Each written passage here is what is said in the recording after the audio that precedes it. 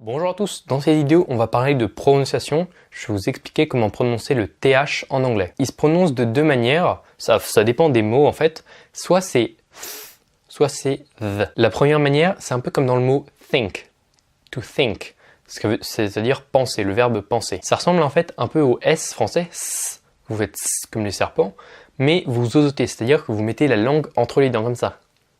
Et vous faites et vous verrez que en même temps, vous allez faire un son un peu, vous allez faire un S osoté et ce sera ça. Normalement, ça va ressembler à ça.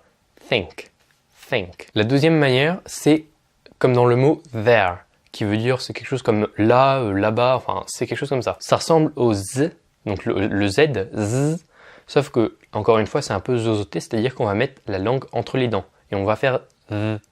Et du coup, ça va faire the, comme dans there.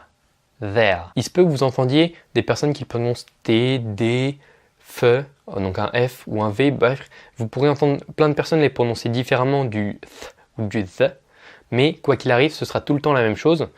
En fait, les personnes qui prononcent comme ça, c'est souvent soit des accents indiens, d'Amérique du Sud, ou même des personnes comme vous qui apprenez l'anglais. Il se peut que pour certains mots, vous disiez quelque chose comme this, that, c'est-à-dire c'est les articles démonstratifs, ce, cette, c'est. Bah pour ces mots, bon, c'est principalement aux États-Unis. Au Royaume-Uni, ça s'entend pas trop, mais il se peut que il y ait des gens qui le prononcent this au lieu de this et that au lieu de that.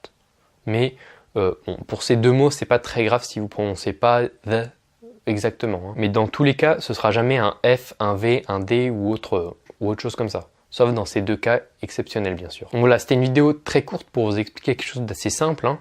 Enfin, le TH en anglais, il y a juste deux sons qu'il faut connaître, c'est tout.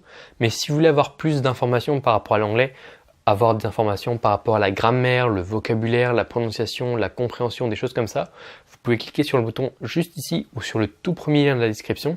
Comme ça, vous recevrez 1 heure de vidéo offerte pour apprendre l'anglais. Comme ça, en fait, vous pourrez progresser grâce à mes conseils. Donc, je me suis filmé pendant 1 heure pour vous expliquer vraiment tout ce que je sais par rapport à l'anglais.